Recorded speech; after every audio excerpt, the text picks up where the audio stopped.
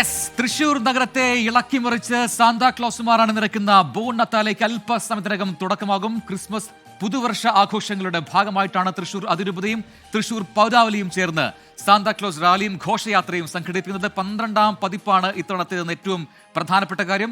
Saint Thomas കോളേജിൽ നിന്നാണ് ഈ പാപ്പ റാലിയുടെയും നിശ്ചല ദൃശ്യങ്ങളടങ്ങുന്ന ഘോഷയാത്രയുടെയും ആരംഭമുണ്ടാവുക. വിവരങ്ങളുമായി നിഖിൽ പ്രമേഷും സൂരസജിയും ചേരുന്നു. ആദ്യം നിഖിൽ പ്രമേഷിലേക്ക്. Nikhil, very good evening. അപ്പോൾ അവിടെ ആഘോഷം, ആവേശം, അത് ഏതറ്റം വരെയായി? എപ്പോഴാണ് ഫ്ലാഗ് ഓഫ് നടക്കുക? ആരൊക്കെ പങ്കെടുക്കുന്നു? വിവരങ്ങൾ. രജനിത, ബോൺ നതാലെ തൃശൂർ നഗരത്തെ ചുവപ്പടിയിക്കാൻ വേണ്ടി ചുണക്കുട്ടികളായ കുട്ടികൾ ഇതാ തയ്യാറെടുത്തുകൊണ്ടിരിക്കുന്നു. തൃശൂരിലെ 150 രൂപതകളിൽ നിന്നുള്ള 15,000-ഓളം പാപ്പാമാർ അതായത് ഗിന്നസ് ബുക്കിലടക്കം എത്തിയിട്ടുള്ള ബോൺ നതാലെ ഇതാ ഈ പാപ്പാമാർ ഇതാ അങ്ങോട്ട് എത്തിച്ചേരാൻ വേണ്ടി പോവുകയാണ്. ഏതാണ്ട് 4:30 മണിയോടുകൂടി ഇവിടെ നിന്ന് ഇറങ്ങുമെന്നാണ് പറയുന്നത്. വളരെ അച്ചടക്കത്തോടുകൂടി അവിടുന്ന് നൽകുന്ന നിർദ്ദേശങ്ങളൊക്കെ പാലിച്ചുകൊണ്ട് 150 രൂപതകളിൽ നിന്നുള്ള കുട്ടികളാണ് ഇത്തരത്തിൽ പാപ്പാമാരുടെ വേഷം ധരിച്ചുകൊണ്ട് തൃശൂർ നഗരത്തെ ചുവപ്പണിക്കാൻ വേണ്ടി എത്തുന്നത്. ഇത് 12ാം പതിപ്പാണ് തൃശൂർ അതിരൂപതയും പൗരാവലിയും ചേർന്ന് നടത്തുന്ന ബോൺ നതാലയുടേത്. നമുക്കറിയാം, തൃശൂരിന്റെ ക്രിസ്മസ് ആഘോഷങ്ങൾക്ക് സമാപനമാകണമെങ്കിലും പുതുവത്സര ആഘോഷങ്ങൾക്ക് ഒരു തുടക്കമാകണമെങ്കിലും ഒക്കെ ഈ ബോൺ നതാല കൂടി പൂർത്തിയാകേണ്ടതുണ്ട്. പുലിക്കളിയും പൂരവും ഒക്കെ ആഘോഷം സമ്മാനിക്കുന്ന തൃശൂരിന് ഇന്നിപ്പോൾ മറ്റൊരു ആവേശമായിക്കൊണ്ട് ഈ പാപ്പാമാരും രംഗത്തേക്ക് ഇറങ്ങാൻ നിങ്ങളെവിടെ പ്രമേഷാണ് വിവരങ്ങൾ നൽകിക്കൊണ്ടിരിക്കുന്നത്. അവിടെ ക്രിസ്മസ് പാപ്പമാർ ഒരുങ്ങിക്കഴിഞ്ഞു. അവർ ഫ്ലാഗ് ഓഫിനായി കാത്തിരിക്കുകയാണ്. അങ്ങനെ തൃശൂർ റൗണ്ടിൽ അവിടെ ഒരു പാപ്പമാരുടെ കടലായി മാറുന്ന കാഴ്ചയാണ് നമ്മൾ കാണാൻ പോകുന്നത്. ഒരുപാട് നിശ്ചല ദൃശ്യങ്ങളുണ്ട്. അതിലെല്ലാം നിരവധി പ്രത്യേകതകളും ഇത്തവണ ഉണ്ട് എന്നറിയുന്നു. നിഖിൽ പ്രമേഷിലേക്ക് വീണ്ടും. നിഖിൽ, അപ്പോൾ അവിടെ എത്ര പാപ്പമാരുണ്ട് എന്ന് എണ്ണിക്കഴിഞ്ഞോ?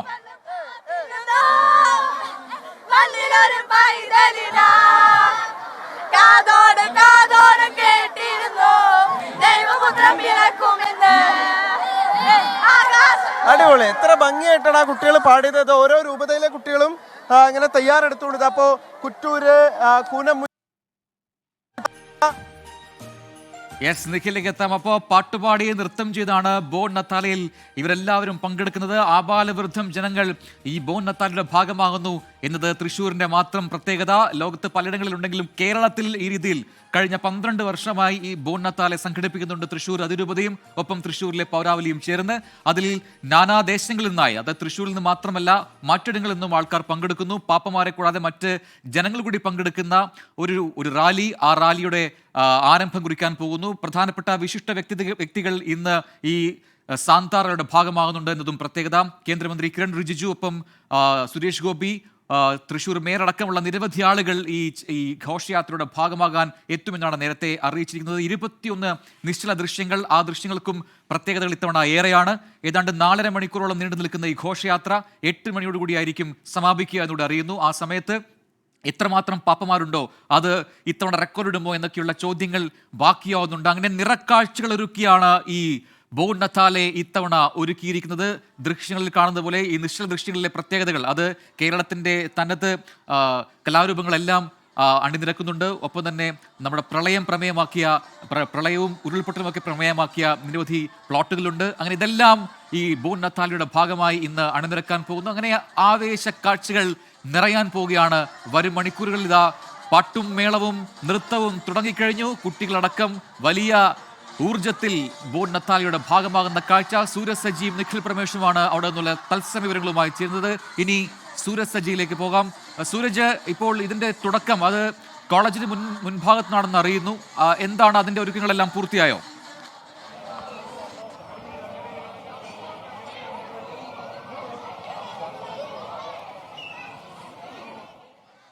സൂരജിലേക്ക് എത്താം. സൂരജ് റെഡിയായി നിൽക്കുന്നു. സൂരജും ഒരു പാപ്പയായി മാറിയിട്ടുണ്ടെന്ന് കാണുന്നു. സൂരജ്, കേൾക്കാമെങ്കിൽ അവിടെ ഫ്ലാഗ് ഓഫിനുള്ള ക്രമീകരണങ്ങളെല്ലാം പൂർത്തിയായിട്ടുണ്ടോ? ആരാണ് റാലി ഫ്ലാഗ് ഓഫ് ചെയ്യുക? ഏതൊക്കെ വിശിഷ്ട വ്യക്തികൾ ഇന്ന് ബോൺ നത്താലയുടെ ഭാഗമായി പങ്കെടുക്കുന്നു?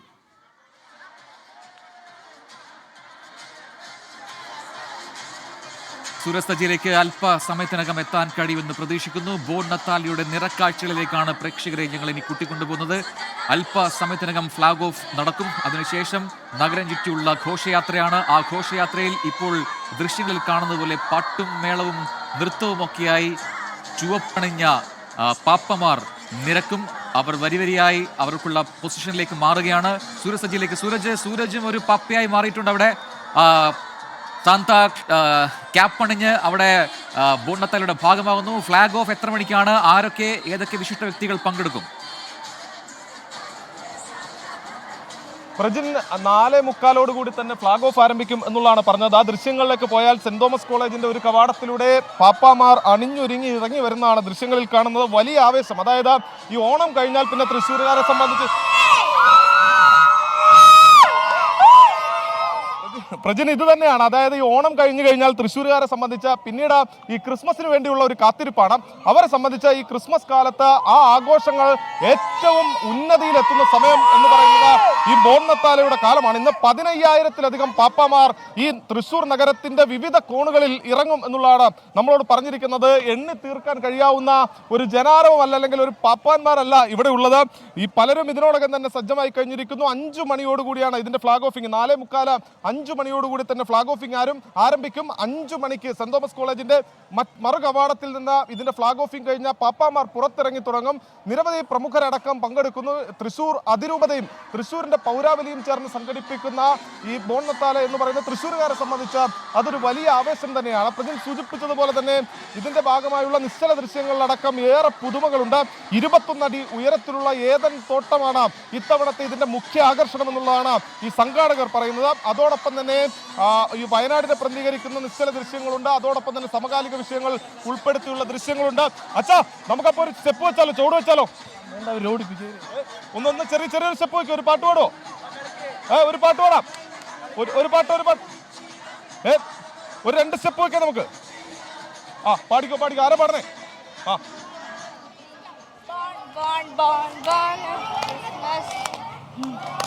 ബെസ്റ്റ് താങ്ങിപ്പൊരി വിലകളിലും ക്രിസ്മസ് മൊഴികളിലും ക്രിസ്മസ്. ഇത് തന്നെയാണ് അത് പ്രജിൻ. ഇത് പല ഇടവകളിൽ നിന്നുള്ള ആളുകളാണ്. അതുകൊണ്ട് തന്നെ ഇവരെ സംബന്ധിച്ച മാസങ്ങളുടെ പരിശീലനമാണ്. അതായത് ഈ ക്രിസ്മസിനൊക്കെ മുൻപ് തന്നെ തുടങ്ങുന്ന പരിശീലനം. ആദ്യം തന്നെ ഈ പാട്ട് നിശ്ചയിച്ച് അതിന്റെ സ്റ്റെപ്പ് ചിട്ടപ്പെടുത്തും. ഈ സ്റ്റെപ്പ് ചിട്ടപ്പെടുത്തിയതിനു ശേഷം ഓരോ ഇടവകളും തനതായിട്ട് ഇതിന്റെ പരിശീലനം അടക്കം നടത്തും. അവസാനം എല്ലാ ടീമുകളും കൂടി സംഗമിച്ചുകൊണ്ടാണ് ഈ ബോൺ നത്താലയുടെ ഭാഗമായി പാപ്പാമാർ അണിനിരക്കുക. ആ സമയത്ത് 10,000-ലധികം പേർ ഒന്നിച്ച് നൃത്തം ചെയ്യുന്നു എന്നുള്ളതാണ്. അതായത് ഈ സ്റ്റെപ്പുകളിൽ പോലും ഒരു ഇടറൽ ഉണ്ടാകാതെ എല്ലാവരും ഒരുപോലെ നൃത്തം ചെയ്യുന്ന തരത്തിലേക്ക് ആണ് ഇതിന്റെ ചിട്ടപ്പെടുത്തലടക്കം. ആർക്കും ഒരു സ്റ്റെപ്പ് പോലും നിർത്താത്തതാ. ഒരു പ്രായമായ പാപ്പ ഉണ്ട്. പാപ്പ എന്തായി? ഭംഗിയായിട്ട് നടക്കണോ? ക്രിസ്മസ് ആഘോഷം